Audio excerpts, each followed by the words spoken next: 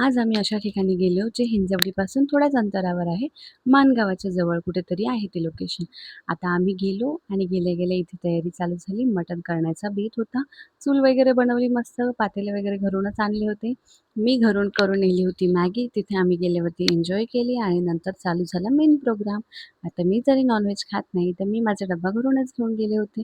चपात्या आम्ही सगळ्यांनी घरून आणल्या होत्या. तिथे फक्त मटण बनवायचं होतं चुलीवरचं.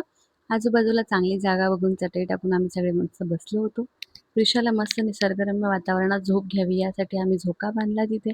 पण प्रिशा काही त्याच्यामध्ये झोपली नाही. तिची त्याच्यामध्ये पण मस्ती चालू झाली.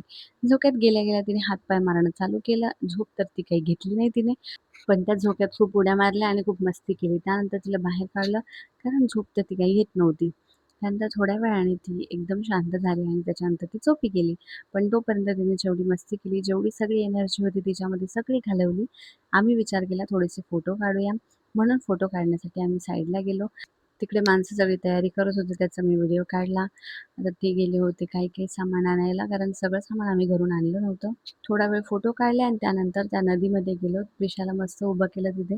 तिला वेगळाच अनुभव भेटला पहिल्यांदा आणि मिष्टी पण तिथे मस्त खेळत होती. आम्ही फ्रेंड्स मिळून हा प्लॅन केला. काही जण आले नाही आणि काही जण आले होते. जे आले आम्ही त्यांनी सगळ्यांनी इथे एन्जॉय केलं.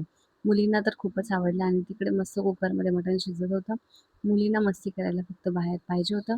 पण त्याच्यामध्ये क्रीधा रडत होती. तिला ह्यांच्यासोबत जमतच नव्हतं. आम्ही तिकडे आपडी-थापडी, गुळाची पापडी वगैरे काहीतरी खेळलो वेड्यासारखं. एवढं मोठं झालोय, पण आपल्या जुन्या आठवणी आणि जुन्या गोष्टींची मजाच असते ना वेगळीच. आमची पूर्ण दुपार ह्याच्यामध्येच गेली आणि खूप मस्त शांत होतं सगळं. तिथे कोणी आजूबाजूला नव्हतं येणारं-जाणारं. फक्त नदीमध्ये मासे पकडणारे लोकं होते तिथे आणि काकडी, कांदा, आंबा वगैरे सगळं मस्त कापून घेतलं इथे. कारण बाहेर गेल्यावर ह्या सगळ्या गोष्टींची मजा वेगळीच असते. कोणत्याही हॉटेलमध्ये ही मजा आपल्याला भेटत नाही. आणि मस्त सगळ्यांनी तिथे एन्जॉय केलं. आता सगळ्यांची ताटं मी तुम्हाला दाखवते बघा. सगळे मस्त मटण एन्जॉय करतात आणि मी वेगळी बसले. माझ्या मुलीला घेऊन वेगळी बसली आणि माझं व्हेज एन्जॉय करत होते.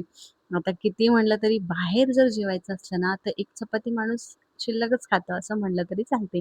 एक नाही पण अर्धी तरी शिल्लक खातच असेल ना. सगळं जेवण वगैरे उरकून सगळा कचरा आपापल्या सोबत घेऊन तो नंतर तिकडे डस्टबिनमध्ये टाकायचा, पण तिथे काही घाण करायची नाही हे आम्ही ठरवलं.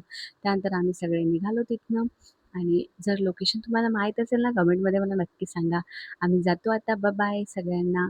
आणि व्लॉग माझे आवडत असतील ना तुम्हाला, तर लाईक, शेअर, सबस्क्राईब करायला बिलकुल विसरू नका.